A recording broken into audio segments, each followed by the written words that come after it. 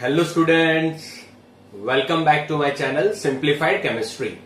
In the previous session, we have already discussed the Rault's law for volatile solvent and volatile solute. It means liquid and liquid. Now in this particular session, we are going to discuss the Rault's law for volatile solvent and non-volatile solute. And plus, we will discuss what is colligative property.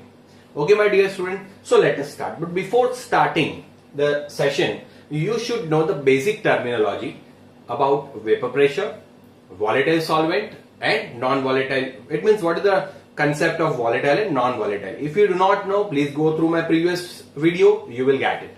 Clear? So now in this particular video, we are going to discuss the Rault's law. I am writing here that we have volatile solvent and I am writing here we have non-volatile solute. You know the difference between now volatile solvent and non-volatile solute. It means you know the difference between volatile and non-volatile. So here, let's take two beakers. It means two containers. The first container and the second container. In first container, we have filled volatile component A. We have filled here component A, which is completely volatile, and in container B we have filled the component B, which is non-volatile. Which is what? Non-volatile. So now volatile means before boiling point it will convert into vapor. So I can simply say that they can easily convert into vapor. Clear? While here this will not convert into vapor because they are non-volatile. Is it clear? So here whatever the vapor pressure will be there, here whatever the vapor pressure will be there, it is known as the PA naught. So PA naught is what? I can write here that vapor pressure of pure component A. PA naught is what? Vapor pressure of pure component A. Now here they will not convert into the vapor only. So there will be no vapor pressure on B. Now when we'll mix this component together, so here A is our solvent and B is our solute. A is our solvent and B is our solute. Clear? And you know that when solvent and solute will mix with each other, they will form solution. So this is basically solution. So here in the solution, you can say that on the surface, certain A particles will be also there as well as B particles will be there. So from that, you can simply say that A particle can convert into vapor, but B particle cannot convert into vapor. So whatever the vapor pressure of the solution will be there, my dear student, it will be due to only and only A. So I can write PA is equal to what? Vapor pressure of solution. PA is considered as what? Vapor pressure of solution. Why? Because B is non-volatile. It will not convert into the vapor. So only A particles will convert into the vapor. So whatever the vapor pressure on this solution will be there, that will be due to only and only PA. Okay, it means A. So that is considered as what? Vapor pressure of solution. Okay, so can I use one important thing here? That my dear student, PA naught is greater than PA. Yes, of course, if you will compare this two, here only volatile solvent were there. So here vapor pressure will be more compared to this. Why? Because with A, certain B particles are also there. So that's why I can write PA naught is greater than PA. Clear?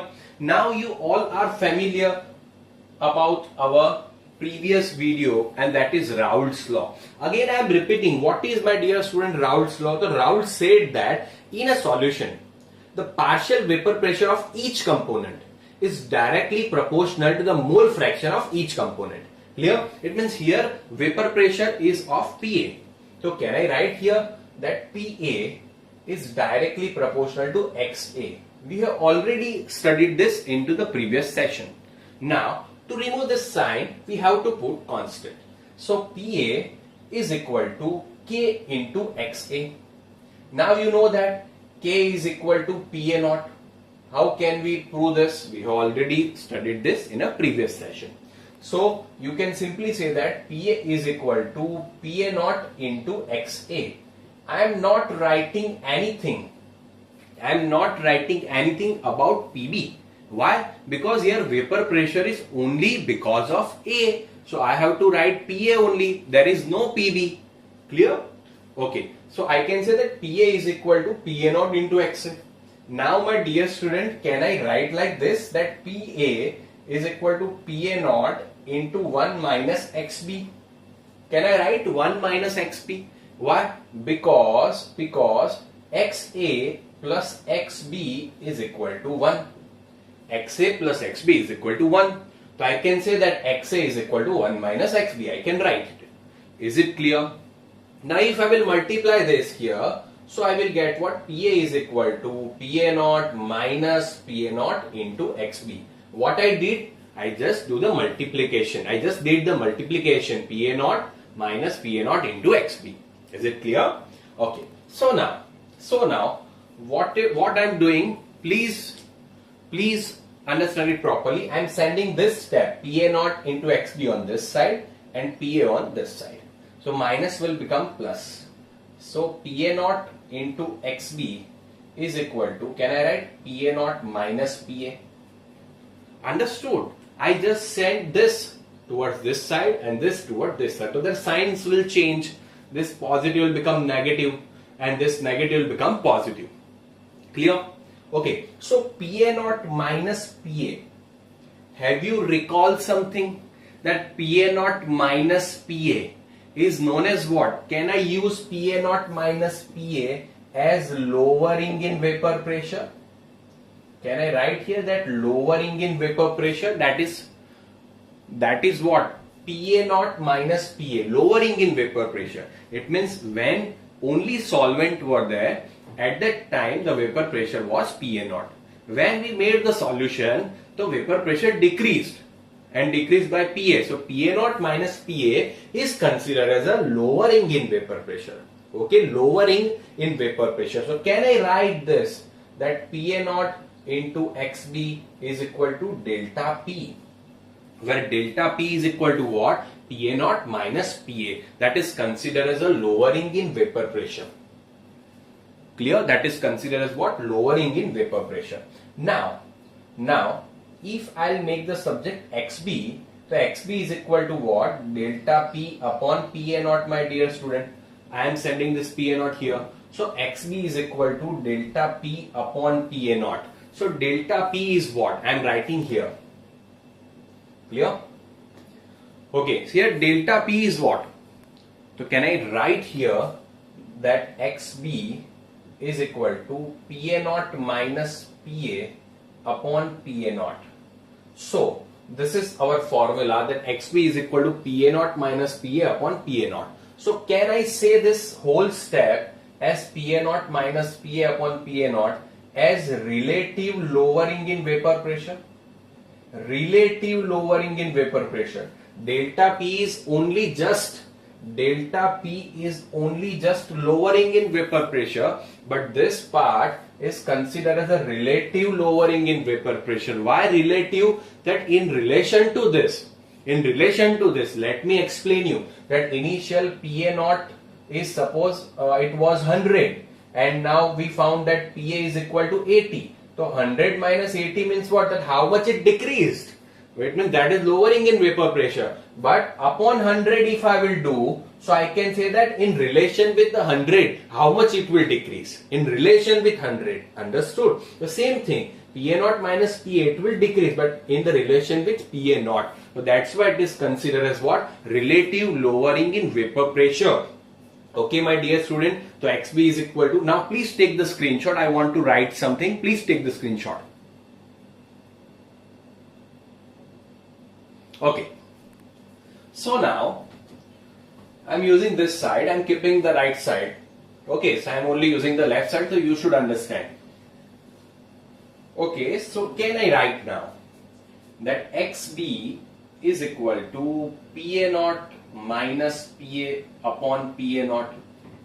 PA naught minus PA. So this PA naught minus PA upon PA naught is known as the relative lowering in vapor pressure. So we will use the term RLVP. RLVP means what? Relative lowering in vapor pressure.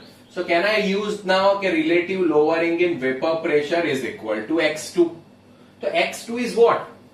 XB or 2. Whatever you want to put, you can put. The XB is there. So let it be XB. So XB is what? You can say that mole fraction of solute. You can say that XB is what? Mole fraction of solute. Okay, so this you can say that relative lowering in vapor pressure is equal to XB, that is mole fraction of solute. Understood now what is relative lowering and what is lowering? Relative and lowering. Clear? Okay. So now can I write PA naught minus PA upon PA naught is equal to XB. So XB is what? Mole fraction of solute. So mole fraction of solute means what? Moles of component upon total mole. Can I write here? We are talking about binary solution only. A and B is only there. So I can say XB is equal to NB upon NA plus NB. So our formula will be like this, that PA naught minus PA upon PA naught is equal to NB upon NA plus NB. So this is our formula for, you can simply say that, non-volatile solute and volatile solvent. This is the most important formula and we will use this formula in numericals. Clear? Okay. Please keep this in mind. Okay. Understood? Now take the screenshot. Hope you have understood this concept of relative lowering in vapor pressure. Please take the screenshot. Okay, my dear student. So now you have taken the screenshot. I am removing this and we have to solve the numerical in this session only. We have to solve numerical in this session only. But before that, we have to understand another concept that is considered as a colligative property. That is considered as colligative property. Understand it properly. Colligative properties. So what will be the definition? So definition I am writing like this. The properties which depends on number of particles of solute. It means I am only writing number of particles. The properties which depends on number of particles but do not depend on nature of particles. Nature of particles, and that's particles we are actually talking about what? Solute. So that's why I am writing here that properties which depends on the number of particles but do not depend on nature of particles. It is considered as what? It is considered as what? Colligative property. Understood? Clear? It is considered the colligative property. It means property which will only and only depend on number of particles but do not depend on the nature of particle. This number of particle, the term in definition, may be moles. Understood? Yeah, may be atoms, may be ions. Anything it may be. This number of particle in moles, atoms, ions, anything. Clear? In short, you have to remember that this is known as a colligative property. So let me give you the proper example. So first thing, it means we are taking one beaker. So in that beaker, we have filled water in it. We have filled what? Water in it. Understood? We have taken beaker, in that we have filled what? Water in it. So here you can simply say that water will have boiling point. The boiling point of water will be 100 degrees Celsius. You can simply say that if you will boil this, it means if you will increase the temperature of this beaker by 100 degrees Celsius, water will start boiling. Water will convert into vapor. Okay, you all are familiar with this. Now, but if I am doing the small change in this, it means I am adding some amount of NaCl into it. I am adding some amount of NaCl into it. So what will happen? Whenever we are adding some amount of NaCl into it, it means we are adding the different thing. It means this is our solute, this is our solvent. Now my question to you is that, clear? That now after dissolving NaCl into water, what will be the boiling point of that particular solution? After dissolving this into the water, what will be the boiling point of that particular solution? Clear? I am giving you the option. You write in the chat box that what will be the answer. It will be 100 degrees Celsius. It will be less than 100 degrees Celsius. It will be greater than 100 degrees Celsius, or none of the above. We cannot predict. Now I am giving you the time for 30 seconds. Please write it down into the chat box. What will be the answer?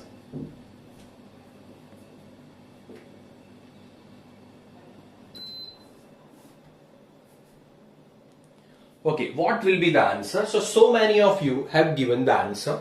Few are wrong, but so many of you are correct. Very good, my dear student. So here the answer you can predict is that it will be greater than 100 degrees Celsius. So the boiling point of the solution will be more than 100 degrees Celsius. Why so? What is the reason for that? It means you are giving the temperature to water. It means water is what? H2O. Okay. It means you are giving some energy to convert this into the vapor. Now when you will add NaCl, the new bond, ionic bond is there, Na plus and Cl minus. The new bond will be added to this. You can simply say that. Now suppose you have to evaporate this also. It means you require more energy. We are giving energy in terms of what? Temperature. So as for this we require 100 degrees Celsius, we are adding NaCl into it, it will increase. Definitely it will increase. The answer will be greater than 100 degrees Celsius. Now we can, can anyone say that how much it will increase? So it will totally depend on the amount of NaCl we have dissolved in it. It means suppose I have added 1 spoon of NaCl and in second beaker I have added 2 spoons of NaCl. Which one will have higher boiling point? You can say that 2 spoon because number of solid particles are more. Is it clear? Understood? It means you can simply say that increase in boiling point. I should write here that increase in boiling point is a colligative property. Why colligative property, my dear student? Because they depends on number of particles. 1 spoon, 2 spoon, they depend on number of particles. It means that particular depends on how much amount of NaCl must be dissolved. Is it clear? So whatever the increase in boiling point is there, it is considered as a colligative property. So now students are being confused in this. They are writing that boiling point is a colligative property. No, my dear student, boiling point is not a colligative property. Why boiling point is not a colligative property? It means suppose you are taking 1 glass of water or you are taking 2 beakers of water. If you will boil them, they will boil at 100 degrees Celsius. That boiling point remains same 100 degrees Celsius. But here in this increase in boiling point, what I said, increase in boiling point is particularly which property? Colligative property, my dear student. Understood? Increase in boiling point is how much this boiling point will increase.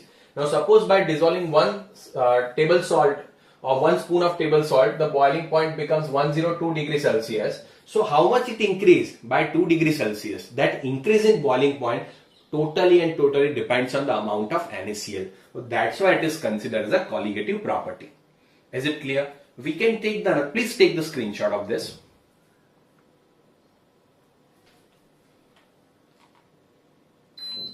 Okay, now after this, let's take the another example for colligative property.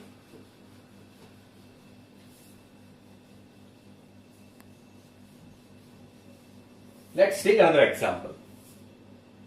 Okay, so another beaker and water we are taking. So now water we have taken. So what will be the freezing point of water? It will be 0 degrees Celsius. Freezing point of water will be what? 0 degrees Celsius. Now suppose I will add NaCl into it.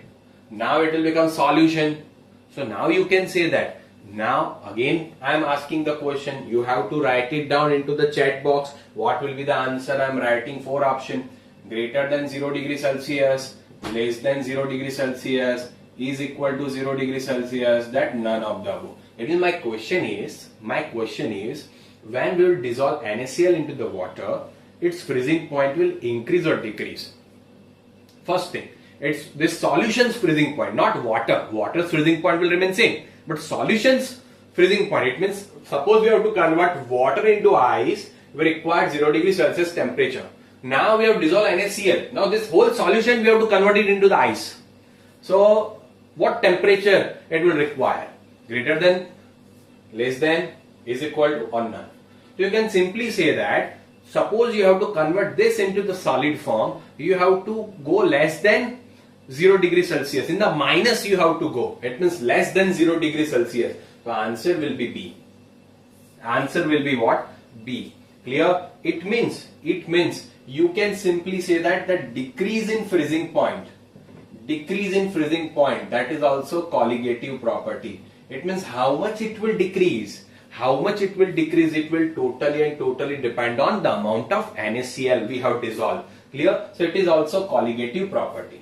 Okay. Now, what we have taken? Relative lowering in vapor pressure. So can I say relative lowering in vapor pressure as a colligative property? Yes, I can say. How I can say that? That first of all we have taken only solvent. Okay, just now we discussed this. We have taken only solvent particles. The solvent will convert into their vapor pressure is considered as a PA0. Now we are dissolving B solute, and B is what? Non-volatile. When we will dissolve non-volatile solute into this, so at that time what will happen? On the solution, it means on the surface of the solution, 2 types of particle will come, AB. So we saw that only A will convert into the vapor. So their vapor pressure, it means the vapor pressure of the solution is known as PA.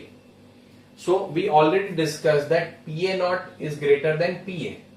It means you can say that by dissolving solute into this A particular solvent, vapor pressure of the solution decreases. How much it will decrease? It is directly proportional to what? X2. That just now we have discussed. Relative lowering in vapor pressure is X2. X2 is basically what? Moles. Mole fraction means what? Moles of component upon total mole. So amount of mole is also number of particle. So it depends on number of particle. How much it will decrease? It will depend on the amount of solid we have dissolved into this. So that's why relative lowering in vapor pressure is also considered as what, my dear student? Colligative property.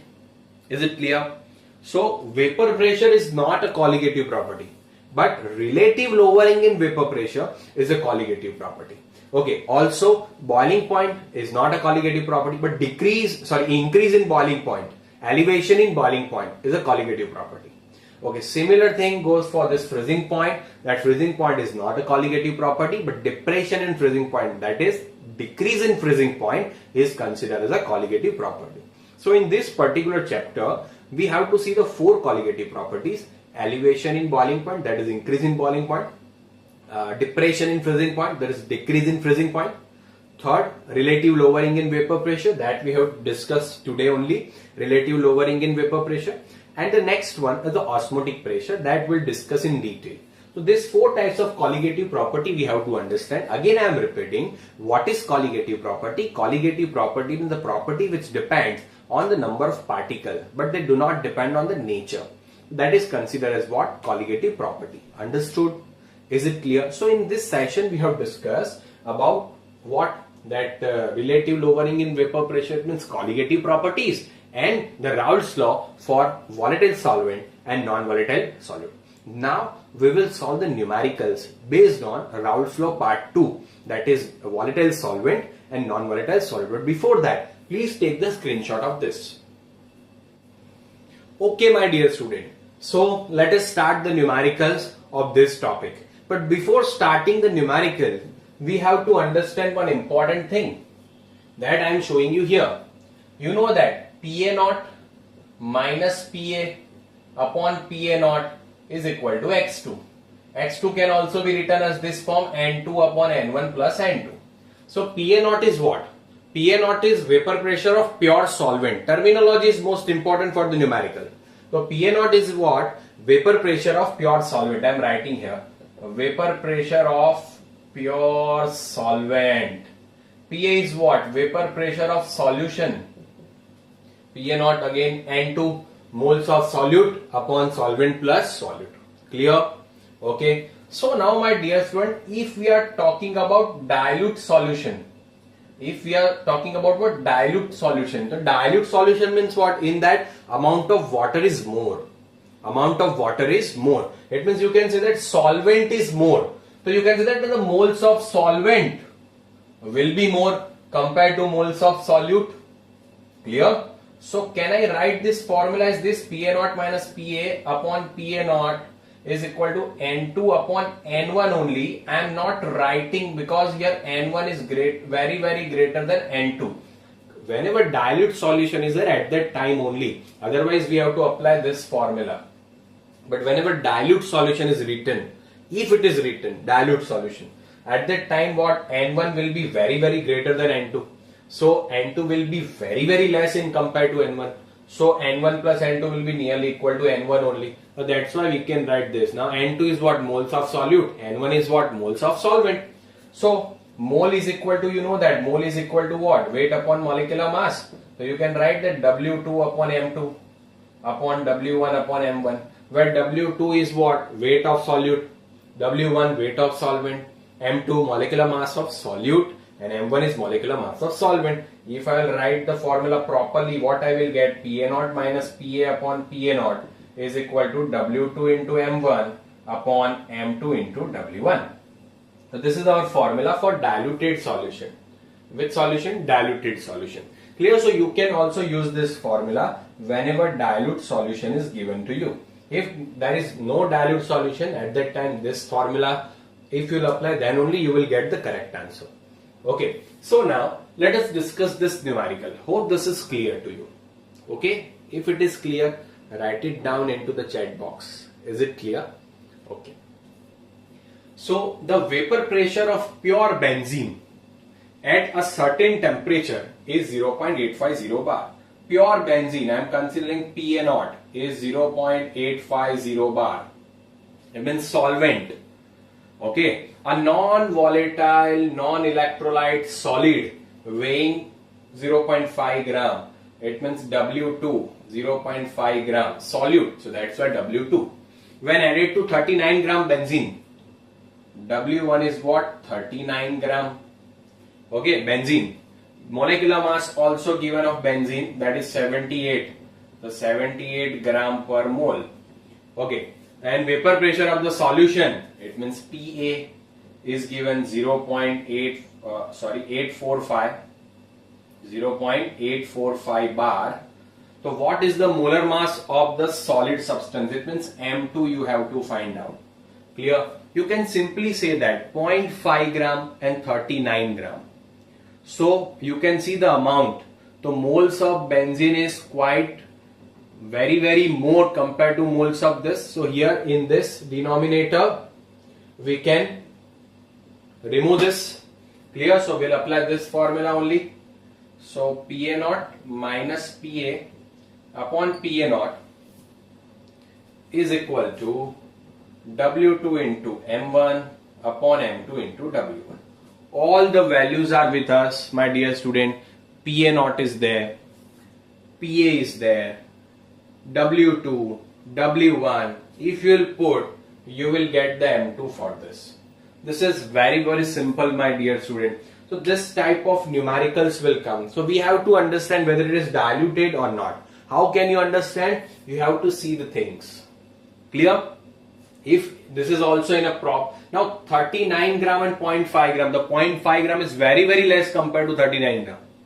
But if here it was 15 gram or 20 gram, at that time we cannot ignore this. We have to apply this formula. Is it clear? Okay. Understood? This type of question may ask.